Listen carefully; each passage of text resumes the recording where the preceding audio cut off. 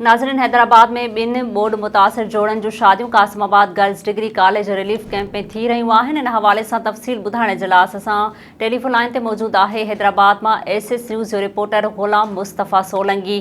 जी ग़ुलाम मुस्तफ़ा, छा तफ़सील आहिनि? जी बिल्कुलु, हैदराबाद जे कासिमाबाद वारी गर्ल्स कॉलेज आहे जिते बोर्ड मुतासिरनि जी रिलीफ कैंप क़ाइमु थियल आहे, जंहिंमें ख़ैरपुर नसन शाह मेहड़ ऐं इन ॿिनि इलाइक़नि जा बोर्ड मुतासिरीन जेके रहियल आहिनि उन्हनि मां ख़ैरपुर नसन शाह जी पंवर बिरादरी आहे। पंवर बिरादरी जे ॿिनि बोर्ड मुतासिर जोड़नि जूं शादियूं जेके आहिनि से अॼु रिथियूं वियूं आहिनि, थी रहियूं आहिनि।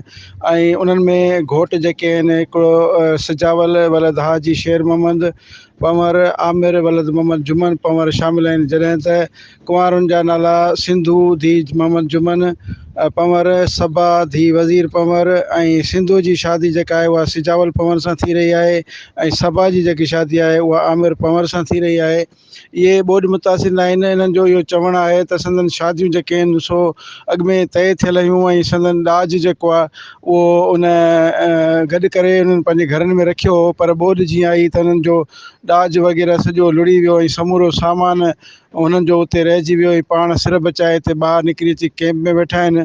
ऐं हिननि चयो त इहा ॿीहर असांजी बहाली जे लाइ केतिरो टाइम लॻी सघे थो, जंहिंजे करे शादियूं अॻु में तइ थियल आहिनि ऐं हिन कैंप में गॾु ई रहूं था, पाण में माइट आहियूं, त उन्हनि जे करे असां इन्हनि जोड़नि जूं हिते ई शादियूं कराए छॾियूं आहिनि। मां तव्हांखे इहो बि ॿुधाईंदो हलां त इन शादियुनि वारे तक़रीब जेका आहे सो अॼु शाम थींदी, उते गीच वग़ैरह ॻाया वेंदा ऐं बोर्ड मुतासिर निकाह वग़ैरह थींदो। उन खां पोइ उते मुख़्तलिफ़ जेके माण्हू आहिनि उहे इन्हनि जे शादीअ जे शरीक थींदा ख़ुशीअ में। ऐं उन्हनि जो जेको समूरो इंतिज़ामु आहे उहा सिंधी औरत तंज़ीम आहे, जंहिंमें नज़ीर कुरैशी उहो इंतिज़ामु कयो आहे मुख़ैर हज़रात जे सहकार सां। ऐं ॿुधायो इहो वञे थो त हिते जेको आहे सो इंतिज़ामिया तरफ़ां बि संदन 50,000 जी मदद कई वई आहे, जीअं उन्हनि खे ॾाज वग़ैरह को ॾेई सघिजे। जी ग़ुलाम मुस्तफ़ा, तफ़सील ॿुधाइण जे लाइ अव्हां जी महिरबानी। नाज़रीन, वधीक ख़बरुनि ऐं अपडेट्स जे लाइ ॾिसंदा रहो एसएस न्यूज़ वेब चैनल। असांजे चैनल खे लाइक ऐं सब्सक्राइब करणु न विसारींदा।